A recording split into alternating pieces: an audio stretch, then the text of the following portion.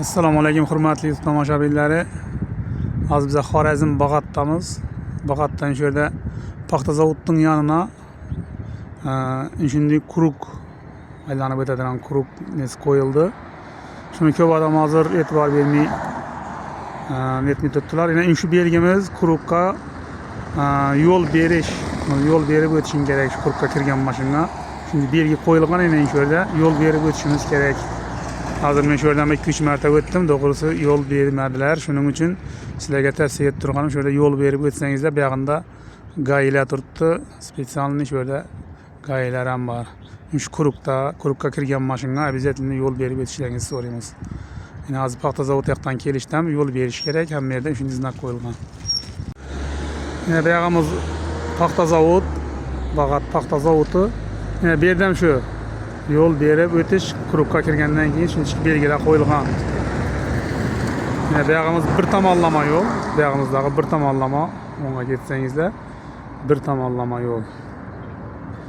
Har yoqdan chiqasama shu hammasi quruqdag'iga yo'l berib o'tish kerak.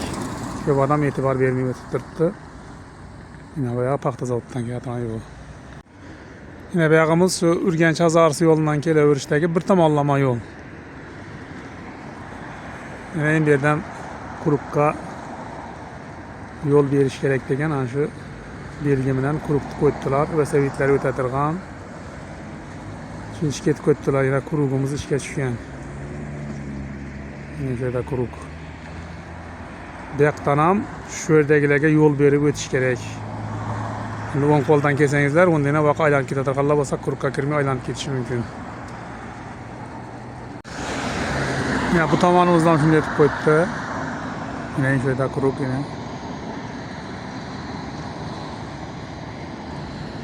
Ajoyib etib uzatdilar.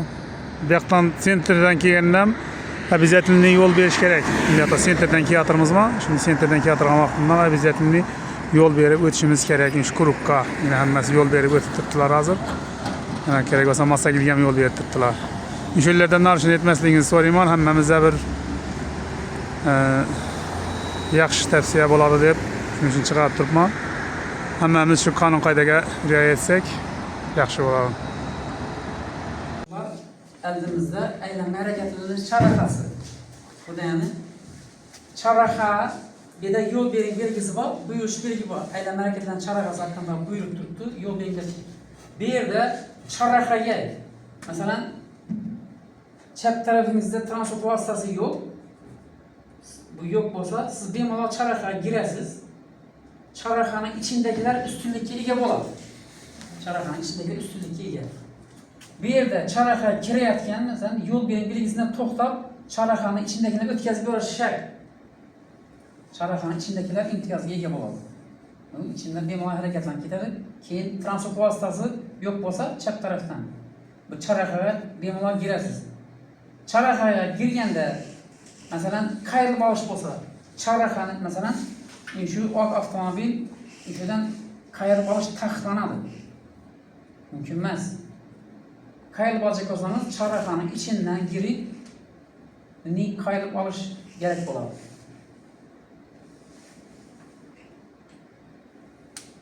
Mesela chorrahaga girib ketyapsiz, bu chorrahaning ichida minni vaziyat bo'lsa, ishga oladi. Bir yerde indi yol verin. Bir yerde bu maşına yol veremiz bize. Toxtab bu birinci ötüp geçiş gerek. Keyin bize çaraha giremiz. Çarahanın içinde bu taraftan geldi. Birden bir yol verin var. Birden bu buyuruş belgi duradı. Birden yol verip çarahanın içindekiler imtiyazı var. Çarahanın içindeki birinci hareketleniş gerek.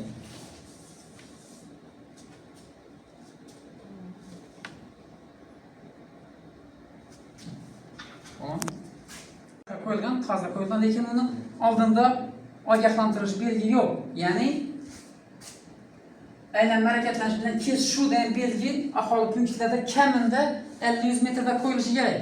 Lekin shu belgi qo'yilmadi. Boshda ogohlantirish kerak. Oldingizda aylanma harakatlanish chorraha bor. Kamida chorrahaga yetmay aholi punktlarida 50-100 metrda qo'yilishi kerak. 50-100 metrdan. Ko'p haydovchilar hozir shu yerda ikkilanib turibdi. Aldığında turibdi, lekin ogohlantirish belgi qo'yish kerak.